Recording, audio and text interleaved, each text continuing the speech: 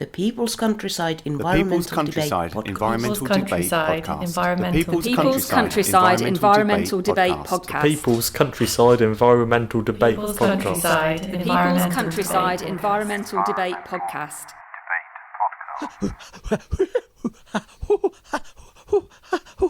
Yeah. Please don't record that. It already has. Bothy?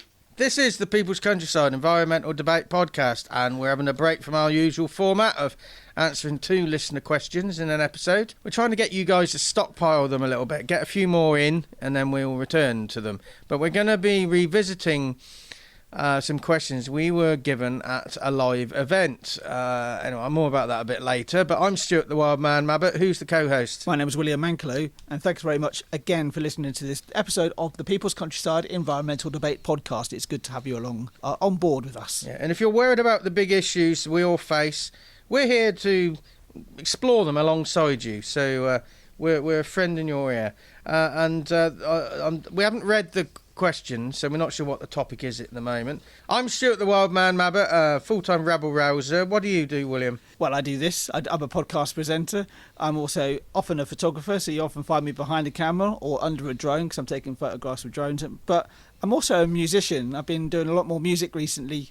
I've been slowly releasing music on my own Facebook page just to sort of get it out there. But yeah, that's one thing I do. We have the conversations that need having, and sometimes they turn into debates, but normally they're just conversations. William and I often agree, but we do try and explore both sides where we can. This is a world scale podcast. We try and give it a local feel, and we try and remind all listeners that you're part of nature and not separate to it. We're not scientists. We're just two guys willing to explore our views from a cold start, so we don't see the questions until we press record. Now, we did a live incarnation of this podcast in May 2023 at the Bothy Vineyard. Bothy? Yeah, Bothy. Bothy Vineyard. Bothy Vineyard. If your name is Headley Thorne and you gave a talk in Marcham, you'll know what Bothy is about. Anyway, so we did this thing at the Bothy Vineyard. Try not to say Bothy Vineyard, Bothy Vineyard. And it was a live incarnation of this podcast, and we asked the audience to write down questions they wanted us to discuss. We got 5 we haven't covered yet, so in the next 5 episodes we're going to go through them one by one. And William's got one of the questions on a slip. I've got it in front of me. Yeah. So yeah, it was a 2-part. The actual event itself is called Environmental Debate Live Unscripted. As Stuart said, it's the live incarnation of this podcast. The first half was we had a guest panel, and they all brought a question, and we discussed those in the first half. And then in the interval, this is when the questions were set for the second half. And we just didn't get through all the questions that were set us, did we, Stuart? No. We did a pilot at the Bothy Vineyard. Bothy? Bothy. Bothy. And we've got to do it in unison. Bothy? Yeah. Yeah, Bothy. That's what it was like in the room at the time, wasn't it? Yeah. 1, 2, 3. Bothy. You know, the thing is, William and I have these experiences, and they turn into catchphrases. Anyway, yeah. What's the question? Well, it's not even from an anonymous person. At least nobody had an accident. So yeah, this is not. It doesn't, because we've got one of the questions we've got set us actually wrote down anonymous in the place, because there's a place on the slip for the name. This one is not even anonymous. It's more than anonymous. So this is blank, basically. So somebody, we don't know who they are. But the question is as follows, and we haven't looked at this at all, have we, Stuart? No. Animal welfare in meat production is a good concern, but Jacque Cousteau said, "Who cares about the death throes of a fish?" This came up in at that live event. You know, we fish, but we consider that to be nicer than. You know, the way we raise cattle and stuff. But when you actually see in trawlers that a lot of fish are actually drowned in the nets, or they come aboard live and they're just put in these big containers with ice, and it's not a very nice way to go. So yeah, that often I think fish are overlooked. But you know, my wife says there's fishing programs on telly, and she says this hook go through the lip of a fish. So well, it's cruel. There is a level of cruelty catching prey, because that's what we're doing. But when you do it as a hobby, as fun, maybe there's an ethical side. Yeah, when I used to go fishing as a kid, we never took anything out. We only just fished to look at the fish and go, now we've seen it, we can put it back again. Yeah, but did you put a hook through its bottom lip? Yes. Is that cruelty? Is that stress on the fish? Yes, it probably is. Yeah, very likely is. I don't know what sort of feeling they have in around their mouth. No, but you do have stress of being pulled. The stress of being captured. Yeah. The stress. It would be the same stress response as if you were being captured by a predator, which you are in effect, being caught by a predator. So the education aspect, do you think that was worth the stress inflicted on the fish, or were there other ways you could have learned that as a child? I don't know what the thing that I learned about when I went fishing was I actually knew that there were a variety of fish in the river. That's one thing I would say, and how beautiful some of the British river fish can be as well. I particularly remember that my sister and my mum, who were the real fishers, actually I didn't really do any fishing at all myself. I was just taken along because I was young. I was young enough to not be left on my own. You just went to dangle your maggot. I went to watch the trains, actually. Right. True story. But I just remember being struck how beautiful the perch fish is, for example. Such an interesting fish. We could have learnt it better in more humane ways. Absolutely, yeah. But I don't think we even questioned it. Really, I think there was always that there was always a consideration of the suffering, or definitely of nature. We were always very careful with how we left everything. We didn't leave anything behind. We didn't. So you did your best to do your best. But we didn't do it for that long either. I think it just phased out in the end. But I think fishing itself is a bit of a barbaric sport for that reason, isn't it? Because of the stress it gives to the fish. But the people watch David Attenborough when he narrates these Serengeti films where the lion is capturing the zebra. I don't want to see this, but that's hunting, that's necessity for these things to eat. And very often you see people like Countryfile or Springwatch. You see. You get the hero animal, which could be the worm. So you're experiencing the life of the worm, and then suddenly the ground shakes and a bird picks it out of the ground and eats it. Oh no, the worm has been consumed. Why do we have to see this? But then you watch that same thing from a different angle, because you got a little cameraman under the ground filming these worms. There might be a cameraman filming a bird that's actually eating that worm, and you think, fantastic, these birds are catching the worms.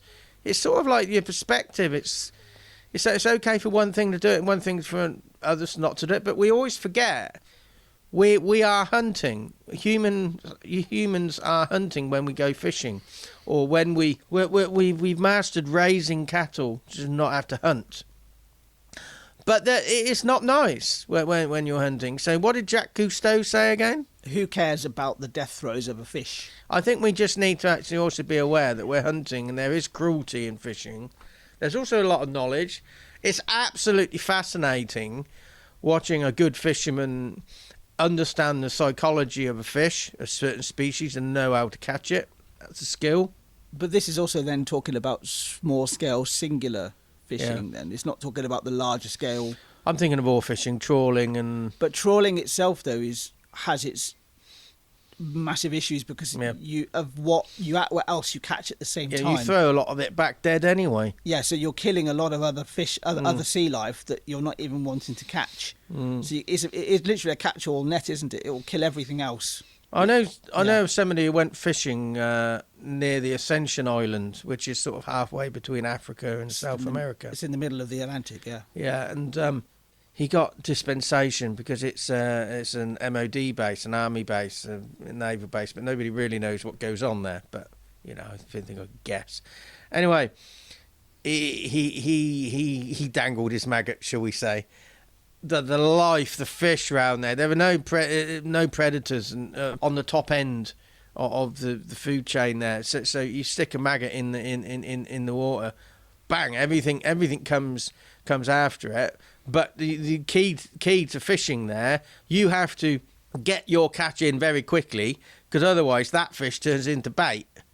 And then you end up with that fish turns into bait, and you end up reeling in it's almost like a Matryoshka doll. There's always a bigger fish. Yeah, you got this massive whale, but inside the whale there's a smaller fish. On it goes. Yes. But it's a very good point. I'll read the question out again because it talks more about we've zoned in on fishing in particular, but the question says here, animal welfare in meat production is a good concern, but Jacque Cousteau said, who cares about the death throes of a fish? What they're really talking about really here is the animal welfare and meat production in its entirety. Yeah, including fish. Including fish, yeah. Because I'm saying she. I don't know who wrote this. I'm guessing. Well, we had Susie Darrington on in the listener's chair. She was an intern with us, and she said about in return to my thing. If you eat meat, it needs to be good meat, looked after well. But she said, yeah, but you still murder these things. What you're really doing, you're pleasing the pleasure receptors of taste to eat this stuff. We don't need to be doing it.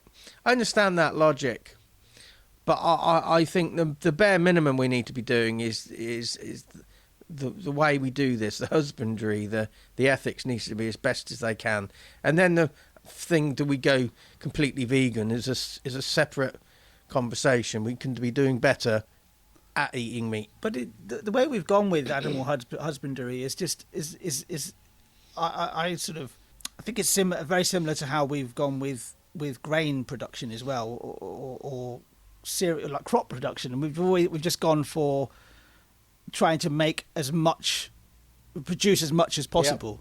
Yep. Large scale production. Yep. And the downside to that large scale production then is it becomes less humane. And becomes less controllable as well. It becomes more of a production line, I feel. So with it'd be mass slaughter of animals that never had any form of life, living in terrible conditions. That's where we've got to. Is it really possible to ever really get high quality meat and high quality standards and still have low prices? I think that idea is just not. It feels impossible. Yeah. Because how can you? Because you really, if you want high standards of animal husbandry, you've got to put money into it, and that money's got to be paid. That's got to be covered somewhere. That's got to be covered in the final price of the product. But that's what a lot of subsidies are about. People say, the farmers get subsidies, but actually the consumer is subsidised because the farmers are driven down in price, but still cannot produce it cheap enough for the cheapness we expect. So that shortfall is paid by the government, the authorities, the decision makers. So the whole thing is, it's not just Jacque Cousteau making you aware that fishing has an impact. It's just we need to be aware of the whole picture. And I was at a talk a while back, and the ultimate awareness is when you become aware you're aware. I like that, but also that I wondered if that was the end of the episode. Nearly was. I just thought I'd leave a little bit of a pause there because you could also take Jacque Cousteau's quote here and just change the name, just change the word fish for cow, for lamb. Who cares about the death throes of a cow? Who does? When all you want is cheap meat on your plate. I think that kind of nails my the flag to the mast, whatever you want to call it. Nails my colours to the mast. I think about what I think about it myself.